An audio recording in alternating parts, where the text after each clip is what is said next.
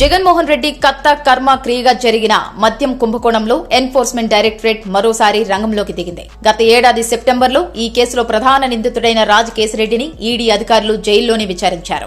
మద్యం కుంభకోణం ద్వారా దోచుకున్న సుమారు 3,500 కోట్ల రూపాయల డబ్బును హవాలా మార్గాల ద్వారా విదేశాలకు తరలించారనే పక్కా సమాచారం ఈడీ వద్ద ఉంది. దీనిపైనే గతంలో కేశిరెడ్డిని ప్రశ్నించగా ఇప్పుడు విజయసాయిరెడ్డిని విచారించేందుకు సిద్దమైంది. తాజాగా విజయసాయిరెడ్డికి ఈ నెల 22న విచారణకు హాజరు కావాలని ఈడీ నోటీసులు జారీ చేసింది. 2019-2024 మధ్య కాలంలో మద్యం విక్రయాల ద్వారా దాదాపు 3,500 కోట్ల రూపాయల మేర అక్రమ నగదు లావాదేవీలు జరిగినట్లు ఆంధ్రప్రదేశ్ ప్రభుత్వం నియమించిన సిట్ ఇప్పటికే నిర్ధారించింది. బ్రాండెడ్ మద్యాన్ని నిషేధించిన జగన్ సర్కార్ కేవలం స్థానిక కంపెనీల మద్యం మాత్రమే అమ్మేలా నిబంధనలు పెట్టింది. దీనివల్ల ప్రతి కేసుపై 150 రూపాయల నుండి 200 రూపాయల వరకు కమిషన్లు వసూలు చేసినట్లు ఆరోపణలున్నాయి. అప్పట్లో హైదరాబాద్ లోని విజయసాయిరెడ్డి నివాసంలోనే ఈ మద్యం పాలసీకి సంబంధించిన కీలక సమావేశాలు జరిగాయని, అక్కడే వసూళ్ల పంపిణీ, హవాలా మార్గాల మళ్లింపుపై చర్చలు జరిగాయని ఈడీ భావిస్తోంది. ఈ కేసులో నిందితుడైన రాజ్ కేశిరెడ్డితో పాటు ఇతర నిందితులు ఇచ్చిన వాంగ్మూలాల్లో విజయసాయిరెడ్డి పేరు ప్రముఖంగా వినిపించింది. గతంలో సిట్ విచారణకు హాజరైనప్పుడు